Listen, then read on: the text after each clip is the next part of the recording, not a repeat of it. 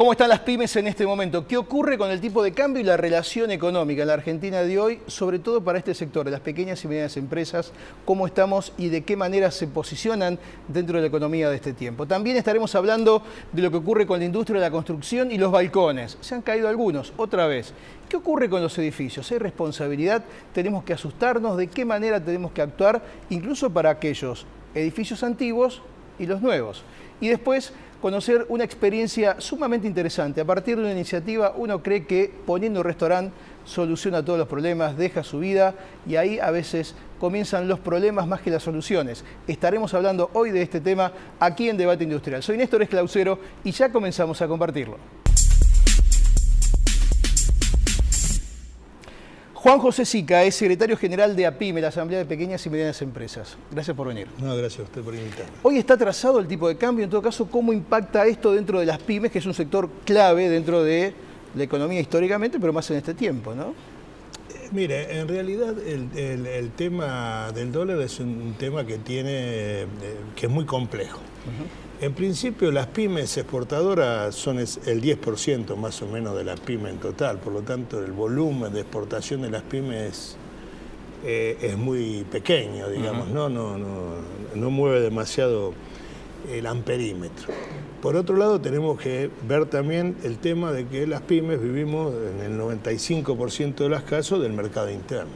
Y una devaluación siempre afecta a los sectores de ingresos fijos. Es decir, consumen menos y van a tener consumen menos, entonces es un tema que realmente nosotros no pretendemos el aumento del dólar, digamos, por lo menos de una manera que, insisto, incide generalmente en el mercado en contra de los consumidores, para los cuales nosotros trabajamos. Por lo tanto, ahora, también es cierto que muchas de las pymes viven de las grandes empresas o los sectores exportadores, muchos tienen que ver con los productos primarios, las economías regionales, y ahí sí el dólar es importante. En ese caso el dólar es importante, pero mire, yo tengo mis reservas en cuanto a pensar que han perdido rentabilidad estas grandes empresas. En realidad todos los balances que usted lee o todas las informaciones que uno lee determinan que ha habido y hay grandes ganancias en estos grupos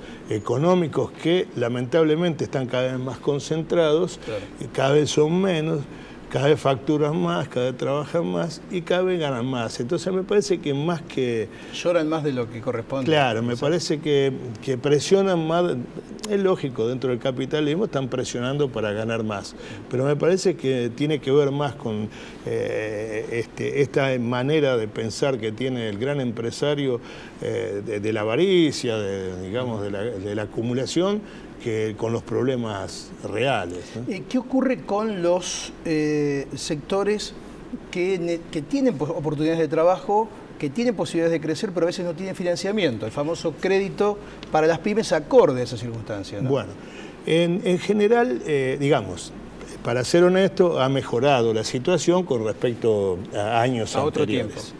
El hecho de la reforma a la Carta Orgánica del Banco Central, digamos, de alguna manera apuntando a los sectores productivos, ha producido una mejora en este sentido y sobre todo en un anuncio que se ha hecho y que se ha comenzado a concretar hace muy poco tiempo, que tiene que ver con este 5% de los depósitos del sistema financiero que los bancos deben prestar. Eso está todavía a mitad de camino, ¿no? Eso está a mitad de camino, está empezando a aparecer. Nosotros hemos tenido y tenemos consultas de socios de nuestra entidad y están siendo atendidos. Algunos más, otros menos, según el banco. Lógicamente que para el sistema financiero es mucho más apetecible prestarle al préstamo al consumo, a la venta de auto, a la tarjeta, que deja una que tiene un interés muy alto, a este crédito que es con un interés de alrededor del 15% anual.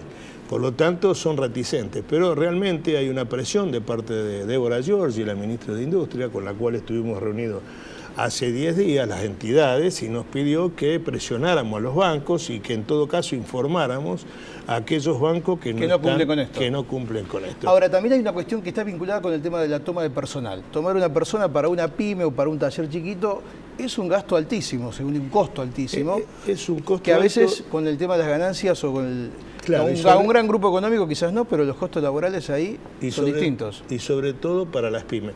Pero si usted me permite una sola acotación con lo que hablábamos antes, por eso nosotros desde APYME estamos propiciando una nueva ley que llamamos Ley de Servicios Financieros, que ha sido presentada una propuesta por el bloque de Nuevo Encuentro y nosotros estamos apoyando una gran cantidad de entidades, inclusive municipios, etcétera, donde se cambia esa ley perversa que viene de 1977 por una ley que considere al servicio, a lo financiero como un servicio, ¿no? Más. Y no como es el actual, que está enfocada a la ganancia de los bancos y nada más, ¿no? Se le permite a los bancos hacer cualquier negocio, por lo tanto son reticentes al préstamo. Por eso me parece que es importante decir esto.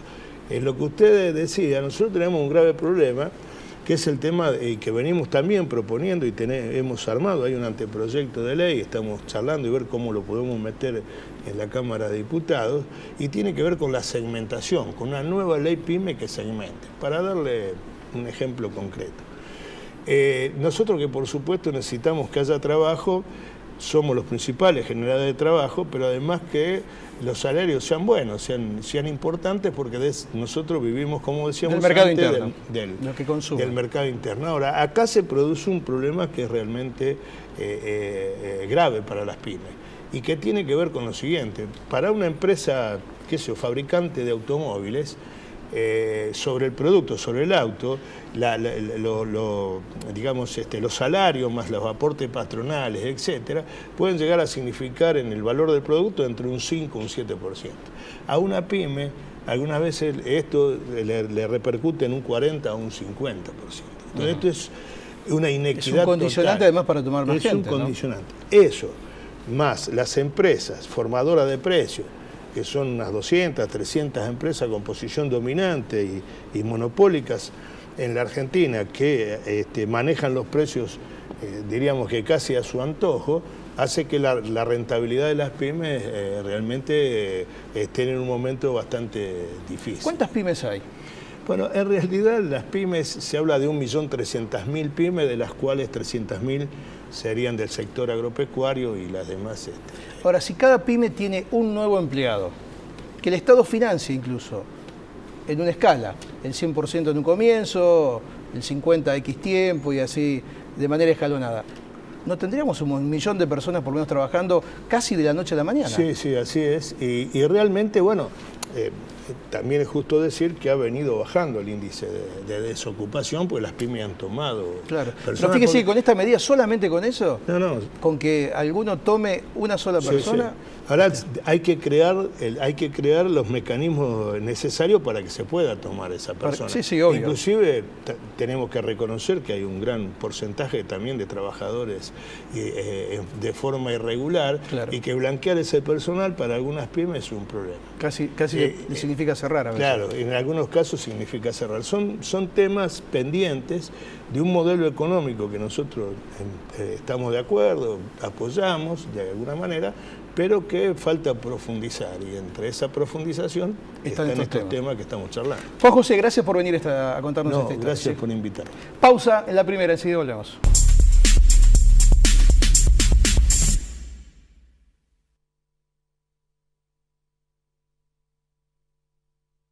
Anticiparse es parte del negocio. En estas fiestas, adelanta la compra de regalos de tu empresa y aprovecha estos beneficios. Amplia variedad de productos, órdenes de compra para Garbarino y Garbarino Viajes e importantes descuentos por volúmenes de compra. Conectate con nuestros ejecutivos de cuentas. Garbarino, garantía de confianza.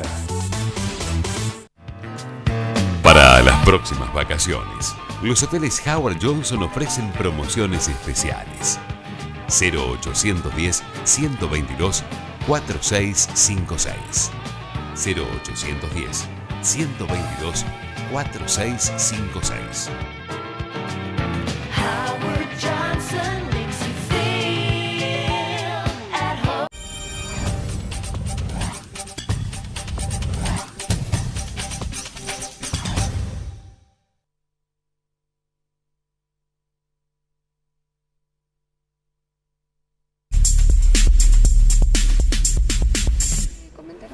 Vamos a hablar con Fabiana Martínez, que es arquitecta. Seguís estando dentro de la asociación, la mutual, de los arquitectos. De los arquitectos, exacto. Bueno, hemos vuelto a tener noticias con los balcones, en alguna ocasión hablamos de esto, marquesinas, edificios. ¿Qué pasa? ¿Se sigue en la misma situación? ¿No se controla? ¿Se controla poco? ¿Qué falla? El ser humano es el que falla, francamente, porque las normativas están, no solamente está la ley 256, que ya sabes que hace unos cuantos años que es la que regula la seguridad de los que son frentes, balcones, contrafrentes, tiene que ver con la seguridad estructural del edificio. Además, el año pasado se creó por un reglamento del Gobierno de la Ciudad de Buenos Aires, una resolución, perdón, que es la que crea el libro de edificio seguro, que es un libro donde tiene que constar realmente las inspecciones, que tiene que estar hecho por profesionales, incluye todo lo que ya está en realidad normatizado en distintas resoluciones, como la limpieza de los tanques de agua, los ascensores, pero obviamente también todo lo que es seguridad estructural, frentes y balcones, y además toda la parte de matafuegos y servicios contra incendio.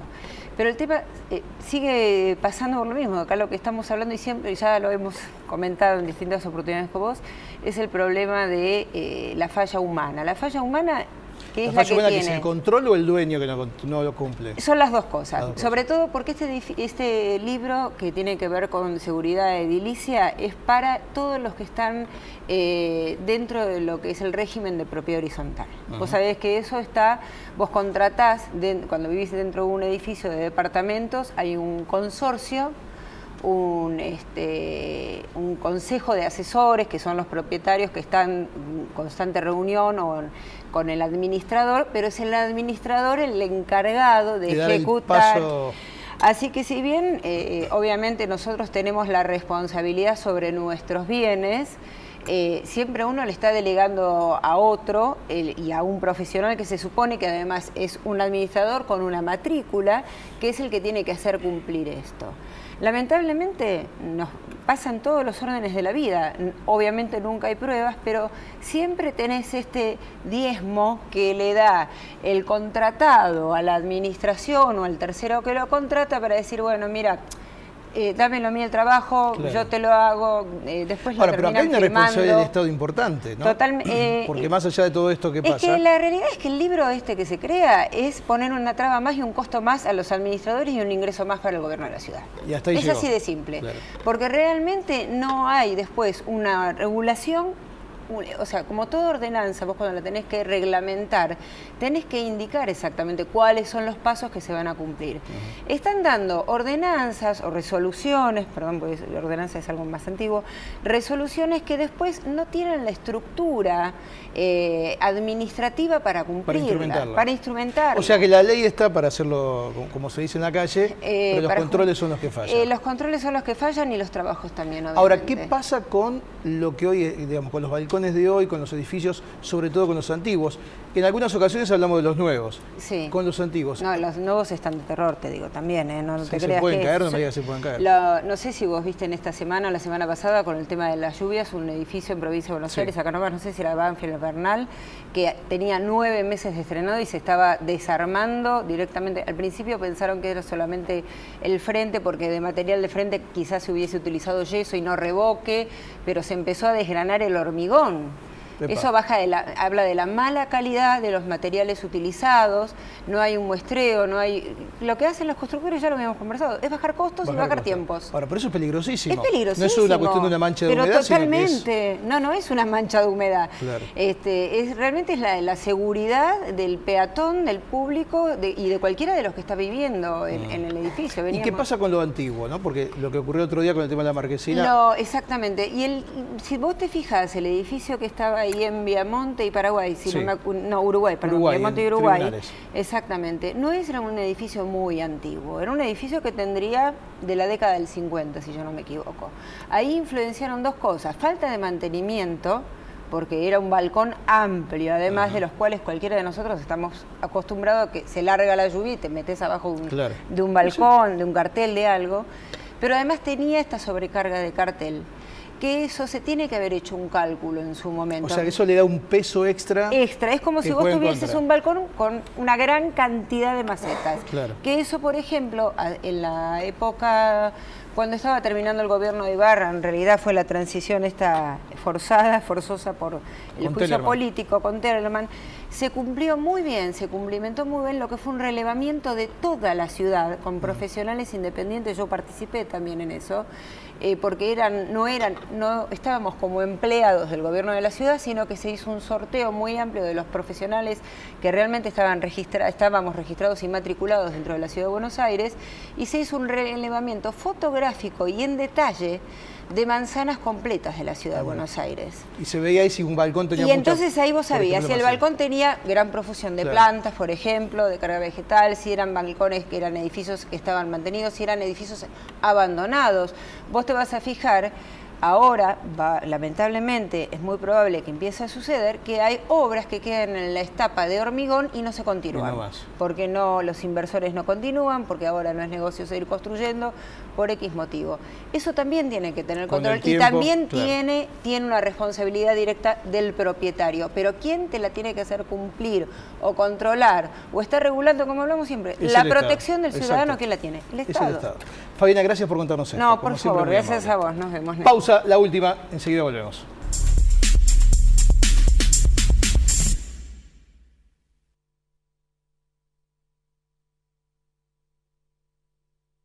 Compumundo Corporate presenta la línea más completa de oficina. Equipos con el software que su empresa necesita. Windows 7 Professional, compatible con Tango, Becherman y SIAP. Soporte técnico, actualizaciones y software deducible de impuestos. El negocio de su empresa pasa por Compumundo Corporate. En Apart Hotel Rotuy te estamos esperando para que disfrutes de unas vacaciones únicas. En San Martín de los Andes, Apart Hotel Rotuy, diferente a todo lo que conoces.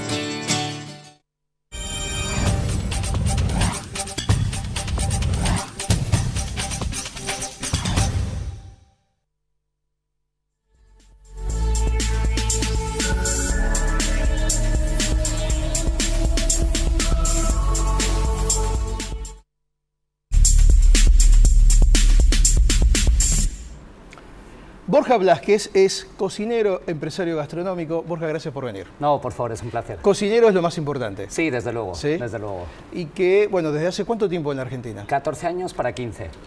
Bastante tiempo. Sí, desde luego, vine fin del 97. ¿Y estás desde ese momento dedicado a esto o viniste a ver qué pasaba y cómo fue en ese caso? tu llegada? Empecé 5 años antes, ya en España era cocinero y luego ya 5 años después de haber empezado mi carrera fue cuando vine. Acá decía en la presentación, muchos dicen, bueno, me cansé de trabajar, pongo un restaurante, soluciono mis problemas, es lo más lindo darle de comer a la gente, mi vida se convierte en un mar de rosas. ¿Es así? No siempre, No no siempre. siempre. La verdad que el negocio gastronómico es un negocio comprometido, es un negocio un poco complicado y no siempre es el ideal, ¿no? O sea, no siempre se responde a lo que la gente piensa de, bueno, me pongo un restaurante, doy de comer a mis amigos, doy de comer a la gente que conozco. Porque mucha gente el fin de semana hace una sola en la casa, todos le dicen que rico, Exacto. y cree que está en condiciones de poner un restaurante, ¿no? Sí, es eso lo que pasa. Alguien cocina muy bien, de repente agasaja a sus amigos, dice, guau, esto se me da bien, puedo poner un negocio gastronómico, quiero irme al rubro en el que ya estoy y luego se encuentran con que es un negocio bastante difícil. ¿Qué es lo más crítico? Bien, lo más crítico es el balance de todo, ¿no? De alguna manera, o sea... En base a esto, digo, el lugar, el marketing previo, Ujú. el tipo de restaurante, Ajá. la gente... Bien, ahí no sé. lo vamos desglosando. Por un lado, para empezar con un negocio gastronómico tienes que tener en cuenta que tienes que hacer un análisis previo. Yo que suelo trabajar capacitando equipos de cocina, trabajando y ayudando a los dueños de restaurante, me doy cuenta que no hacen un análisis previo. Un análisis previo tiene que ver con un ejercicio virtual de aquí a 2 años, ¿no? Con pronóstico medio, con pronóstico regular y con pronóstico malo también. Y yo siempre suelo hacer un pronóstico salir hechos mes a mes, ¿no? Entonces, siempre hay que trabajar con un Excel que te indique más o menos cómo va a ir el negocio en base a los parámetros que has metido. Eso la gente no lo hace directamente. No lo Bueno, hace. por eso en Palermo se ve que abren, cierran, es impresionante. Exactamente, de repente abren y tienen dinero para sustentar el negocio 5 meses. Hay que tener dinero para sustentar el negocio 2 años. Ese es el tiempo. ¿Ahí comienza a dar rentabilidad? Si logras que antes de 2 años recuperas la inversión y des rentabilidad, eres un excelentísimo empresario gastronómico. Entonces, a ver, cambio la pregunta. A los 2 años, en teoría, se autofinancia. Exactamente. Ahí. A los 2 años o durante la etapa del año y medio al segundo, se empieza a autofinanciar. ¿Y cuál es la rentabilidad que tiene en promedio? Pues antiguamente estaba en un 26, en un 28, de repente con mucha magia un 30, actualmente está en un 22 aproximadamente. Siempre y cuando uno se ajuste a esas condiciones de desarrollo del negocio, digo, ¿no? Exactamente, siempre y cuando uno primero lo haga bien, eso de hacerlo bien y hacer un pronóstico tiene que ver con la comodidad de uno y la sensación de uno a lo largo del negocio mismo, ¿no? Acá, como buen país productor de ganadero, se dice el ojo del amo engorda el ganado. Sí, aquí por supuesto. Hay que estar ahí. Por supuesto. ¿Es y hay que esclavitud eso? Hombre, hay que tener en cuenta que da servicio y mediodía y servicio de noche, que normalmente el negocio gastronómico está abierto 5 días y medio a la semana mínimo. Si tienes en cuenta que tu praxis depende de un cajero, 2 cajeros, si tienes 2 turnos, un equipo de 5 o 6 mozos, un maître, un equipo de 4 cocineros y un equipo de 1 o 2 que friegan, si te das cuenta son muchos lugares por donde se te puede ir la praxis. Y además estás trabajando con producto perecedero. Ahí está otro agujero donde... O sea, hay que saber comprar. Exactamente, hay que saber comprar y tienes que tener gente capacitada para que te mantengan el producto. Generalmente el producto llega en buen estado y es a partir de una mala manipulación que el producto te dura un 30% menos. ¿Sabes lo que es un producto que has pagado 80 pesos el kilo, por ejemplo, que te dure un día menos de 3, por ejemplo? Es mucho. Claro. En la proyección del tiempo es una cantidad de dinero importante. Es mucho, sí. Ahora, ¿se hace esto o no? Digo, ¿se hace este tipo de estudio de trabajo para lo que vos ves? Yo lo he hecho y las indicaciones me han llevado a echar para atrás y decir, me parece que sigo prestando servicios a empresas. Porque si hoy por hoy tratas de programar un restaurante en Buenos Aires, te vas a dar cuenta que para llegar a un barrio donde la gente quiera ir y quiera estar y donde ya vaya, por ejemplo, vas a tener un alquiler que oscile entre 25.000 y 50.000.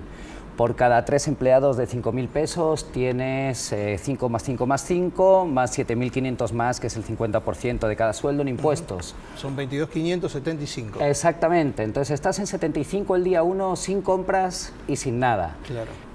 Tienes que hacer que la gente vaya, que bueno, hay muchos restaurantes que lo logran y les va muy bien, pero luego también lo que tienes, desgraciadamente, es un tema bastante problemático, el recurso humano. Claro. Desde hace unos años hasta aquí realmente esto se ha vuelto muy problemático, por lo menos en el ámbito gastronómico. Entonces... Te digo que acá todos los sectores que vienen, todos... hablan de lo mismo, ¿no? El que maneja un torno, el que tiene un taller, Sí. el que da servicio, Sí, es el gran problema. Es terrible porque en realidad es como una controversia, ¿no? Tenemos mucha gente queriendo trabajar y luego no sé si todos esos aprovechan la herramienta que se les da de la manera correcta. Por lo tanto, pues te digo, tengo amigos que son grandes cocineros, y no es que quiero hablar solo esta parte del negocio, pero tengo amigos que son grandes cocineros que han tenido que cerrar el negocio por dos empleados. Bueno, si vos viniste hace 14 años, habrás visto que la modificación que hubo de toda esta realidad gastronómica del país, y sobre todo en Buenos Aires, pero en el interior aún más. Si vos querés comer bien acá en Buenos Aires, tenés que ir a los viejos restaurantes que te garantizan con los mozos grandes una buena atención. Exacto, sí, en esos restaurantes todavía se sigue marcando como una misma línea. De hecho, si un restaurante vive a lo largo del tiempo y pasa una década, otra década, quiere decir que algo hacen bien. Así que generalmente esos restaurantes son donde uno tiene más seguridad de comer bien, ¿no? ¿La unidad de negocio ideal es de qué cantidad de platos? Depende de cuánto lo muevas, pero yo creo que un restaurante más tirando a pequeño, con mucha rotación, es un negocio más fácil. Esto quiere decir que un salón de 60 cubiertos, que tú puedas doblarlo en la medida que tengas demanda, tú puedas doblarlo y hacer 90, 100 con el equipo con el que puedes cubrir 60, eso está muy bien. No digo que los tengas que hacer que trabajar más, simplemente digo, el servicio son 3 horas y se puede acomodar 2 turnos o casi 2 turnos. Ese negocio es más llevadero, tienes que poner los ojos en 6 personas, no en 12, y bueno, es más controlado. Si anda bien uno puede crecer sin problema, más que achicarse. Y poder hacer otro del mismo estilo, ¿no? ¿Y qué rubro? ¿Una parrilla, pasta, voy a lo étnico? Muy buena pregunta, muy buena pregunta. Bien, básicamente en Buenos Aires en la semana, o sea, por un restaurante no se puede nutrir de solo el viernes o solo el sábado, o vamos a decirlo de otra manera, hay muy pocos restaurantes que se pueden nutrir de la clientela de jueves, viernes, sábado. Los hay, funcionan y son muy buenos negocios. Pero no son todos los restaurantes que se pueden nutrir así. Entonces, ¿qué es lo que come la gente en Buenos Aires? Eso es lo que hay que preguntar. Claro. Tú te vas a cualquier barrio de Buenos Aires y te pones una ensalada tibia de mollejas con langostinos y no sé qué, y de lunes a jueves lo tienes vacío.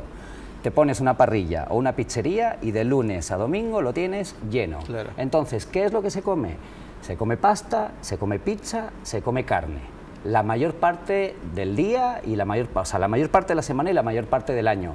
Si vas a poner un restaurante en un barrio, es conveniente que lo vayas enfocando para ese lado, porque he visto muchísimas propuestas hacer agua en barrios con mucho potencial, y es por eso, porque Sí, es un poco de moda y nada más. Exacto. Borja, ¿qué te llamó la atención de la Argentina? A ver, en principio del país y Sí. en todo caso de la gastronomía. A ver, dijiste acá me gusta esto o critico tal otra cosa. Bien, bueno, cuando llegué al país me gustó muchísimo que bueno, venía de España, donde todo es más estructurado. ¿De qué parte de España sos? San Sebastián, del De San norte, Sebastián. San Sebastián. Y bueno, venía de España, donde todo está más estructurado, vine aquí, me inserté en el mercado y me empecé a dar cuenta de las diferencias, ¿no? Por ejemplo, yo mandaba el currículum siempre sin edad, ¿no? Sin fecha de nacimiento ni nada. Cuando me iba a reunir me decían, bueno, ¿y tú quién eres?, ¿no? Porque Claro. no condecía mi edad con la experiencia que habían visto en mi currículum. Entonces, igual, a pesar de tener X edad, vine con 22, los trabajos salían. Generalmente lo que me doy cuenta es que quizá en España para ciertos trabajos se elige más por edad de repente, Claro. ¿no? De 30 a 40 accedes a cierto tipo de trabajos. Bueno, aquí de 20 a 30 podía acceder a trabajos y a oportunidades que en España hubiera tardado más en acceder, ¿no? Tenías más oportunidades. Dentro de esa lógica, hoy vos te dedicás a asesorar en lo previo o en la instalación o en el funcionamiento ya de los restaurantes. En ambos, cosas. exacto. Hay veces que me contratan para hacer un restaurante desde cero, para lo cual diseño la cocina, porque es importantísimo el diseño de la Claro. cocina, importantísimo, fundamental. Diseño la cocina, diseño la carta, armado del equipo, capacitación del equipo, y luego los dejo funcionando, trabajando in situ durante medio año aproximadamente. ¿Y tenés restaurante propio? No, No. no, porque Haz lo que yo digo, pero no lo que yo hago. no es exactamente eso. El tema es, si quieres arriesgarte con un negocio donde te despiertes el día 1 debiendo 80.000 Claro. y para ganar 15.000 a 20.000 tengas que facturar 120, todo tuyo. Yo no lo quiero. Borja, gracias por contarnos esto, muy amable. Gracias.